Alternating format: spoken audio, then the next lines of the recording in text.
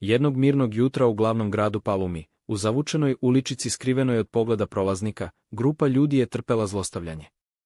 Stariji čovek svetle puti i bele kose, sa bičem u ruci, nemilosrdno je tukao one nižeg društvenog ranga, to su bili Ajhan poluljudi, biće čija je krv bila delimično ljudska, a delimično demonska.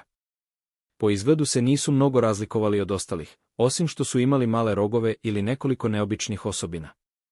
Ipak, smatrani su najnižom klasom u društvu. Gotovo bez ikakvih prava koja uživaju puni ljudi, većina ih je bila primorana na težak rad bez ikakvog dostojanstva. Nakon iscrpljujućeg dana, pojavio se mladi trgovac. Zvao se Banaza, bio je nežne građe i tihog glasa.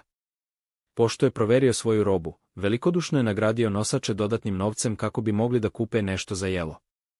Ovaj plemeniti gest brzo je postao tema razgovora među prisutnima, koji su smatrali da je previše saosećajan prema poludemonima. Čak su i sami poluljudi kojima je pomogao oklevali da prihvate pomoć. Ali ih je devojka u prsluku koja se zvala Queen nagovorila da požure i iskoriste ponudu, jer je kafić imao akciju kupiš 2, treći dobijaš besplatno.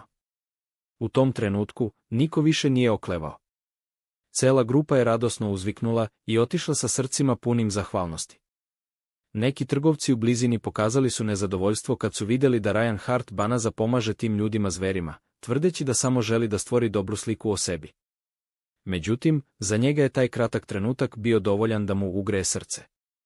Jasno je shvatao da se ne može sve kupiti zlatom, pogotovo saosećanje između različitih vrsta. Odjednom se pojavilo čudno svetlo koje je obavilo celo njegovo telo. Prostor oko njega odmah je nestao i zamenio ga je drevni obred prizivanja. Ispred njega je stajao stariji sveštenik iz kraljevstva Krajros, koji mu je saopštio da im je potreban heroj da spase njihovu zemlju od pretnje gospodara demona.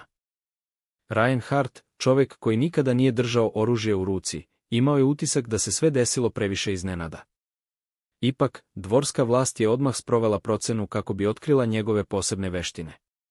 Kada su rezultati objavljeni, cela sala je utihnula. Sistem je potvrdio samo da ima sposobnosti pregovaranja i aritmetičko razmišljenje, što je delovalo korisno jedino u trgovanju, a ne za nekoga kome je poverena sudbina kraljevstva.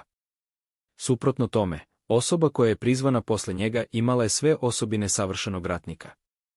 Ta osoba je dobila titulu heroj prestonice, dok je Benazar dobio samo podrubljiv nadimak balkonski heroj, bez ikakvih ovlašćenja ili odgovornosti. Njegova želja da se vrati u stari svet odmah je odbijena, jer je portal za prizivanje bio zauvek zatvoren.